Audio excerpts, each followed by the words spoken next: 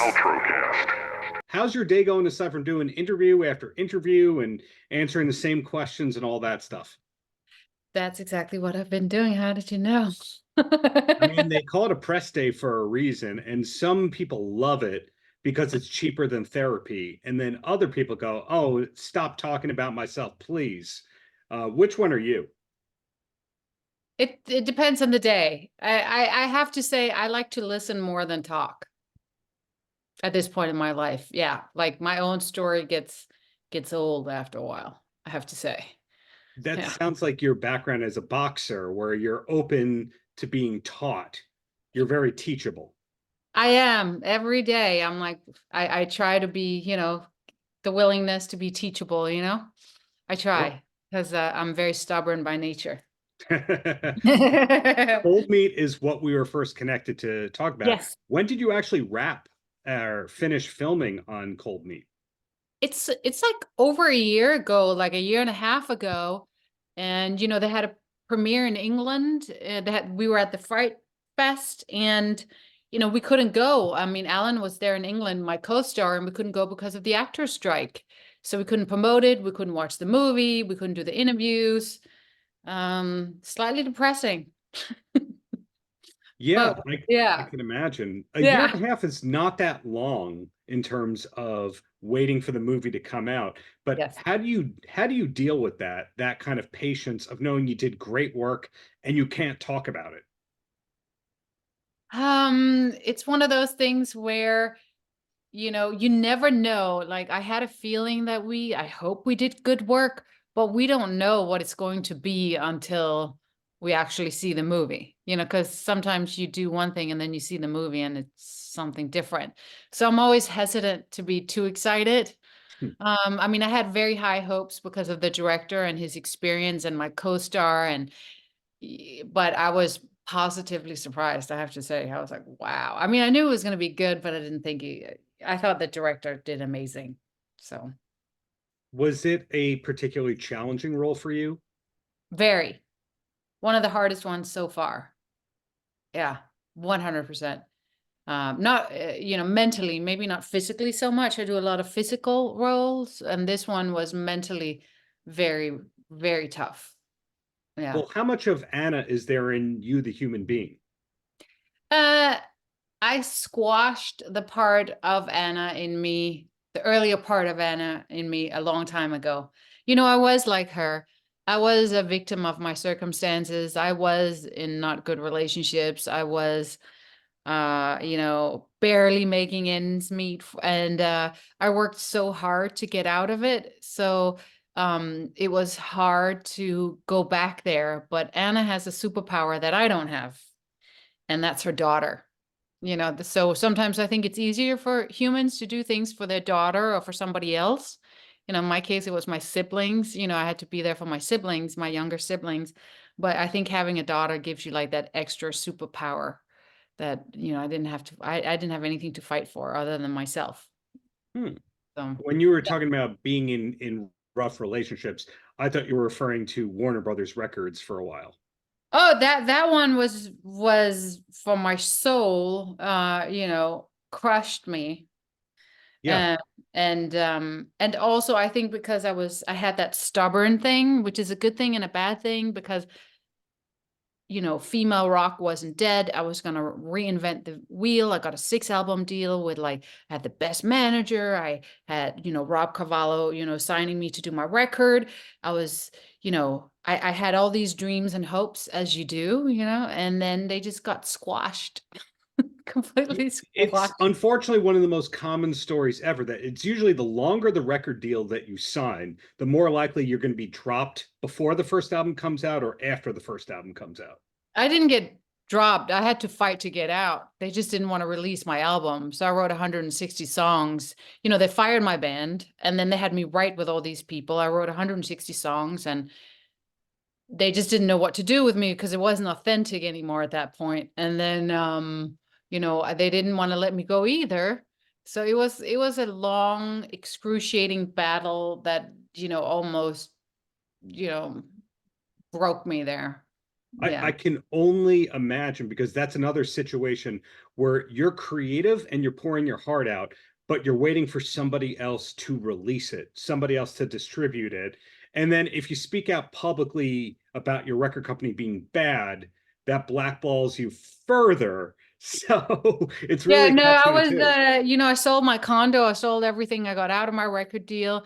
And then what I did, I got everything back. And then I went and I started with another band called Letters from the Fire, became their lead singer. And I said, these are the songs we're doing. So I at least got to do some of the songs that were supposed to be on the record.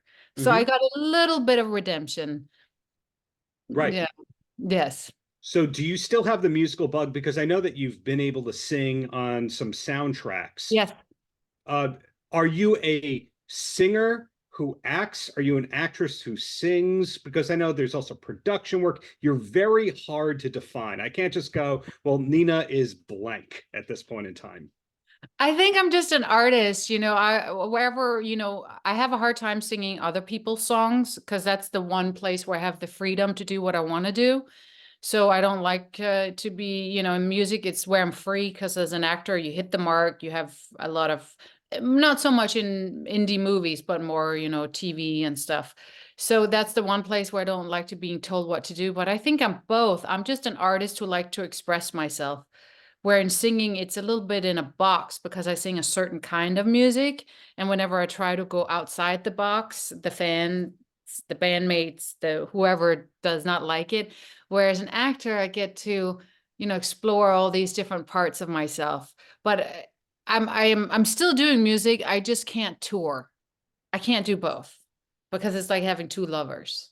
It's like one have this and the other have that, but you can't have both. They just don't get along together. There's just not enough time Well, in the when day. did the love for acting start versus the love for music? I was acting since I was a super young girl. My dad was a professor at the Danish Film School. And My your grandfather is a legend. I'm aware of that. legend, yeah. So, and Yeah. my grandmother was a Russian gypsy singer, so a tour with her. I would always act and sing. And I think, to be completely honest, when I was a little younger, it was a little intimidating having a grandfather like that and having to fill his shoes.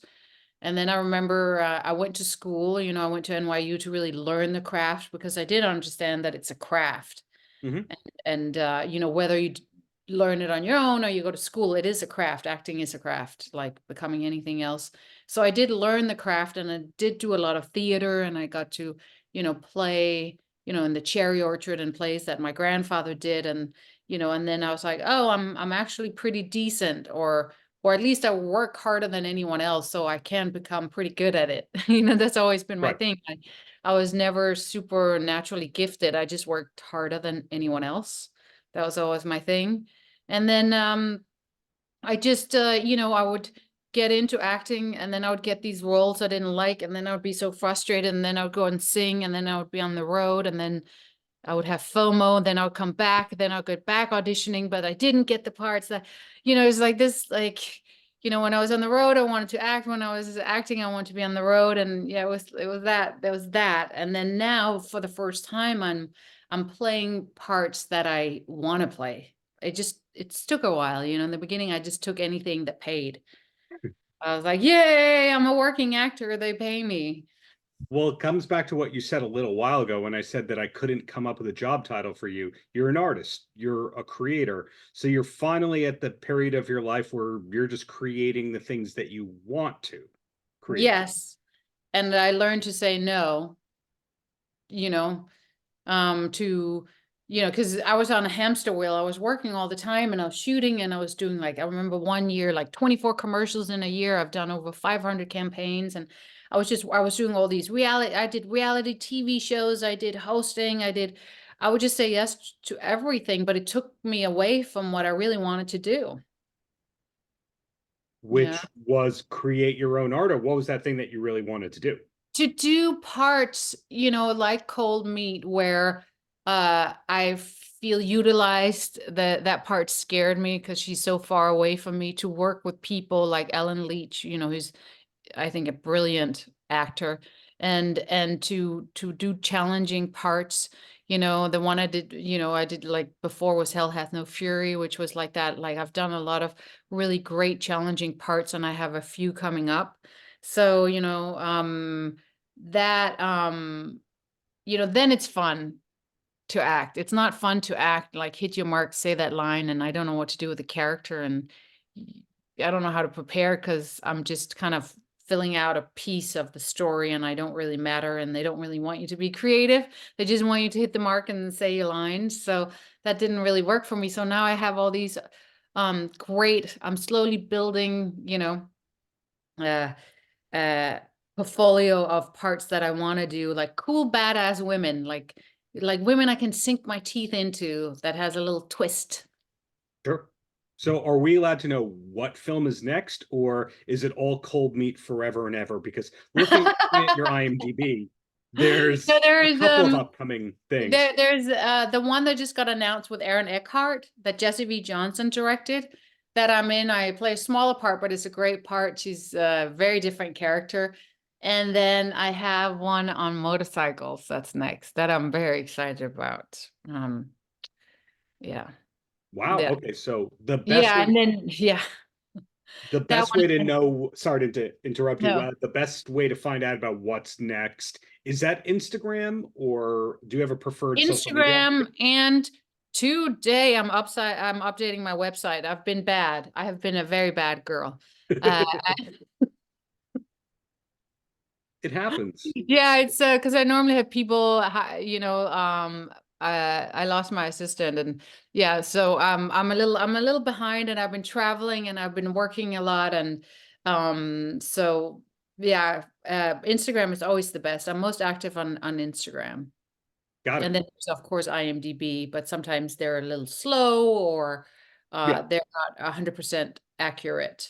Yeah. Doesn't have all your commercials in there, of No, course. there doesn't have any of that. No. So, two quick questions, and then I let you go. The first one is that one of your credits is Sharknado because you sang the theme. Now, Sharknado has become this legendary Yeah. franchise. It was a throwaway movie that kind of became big accidentally.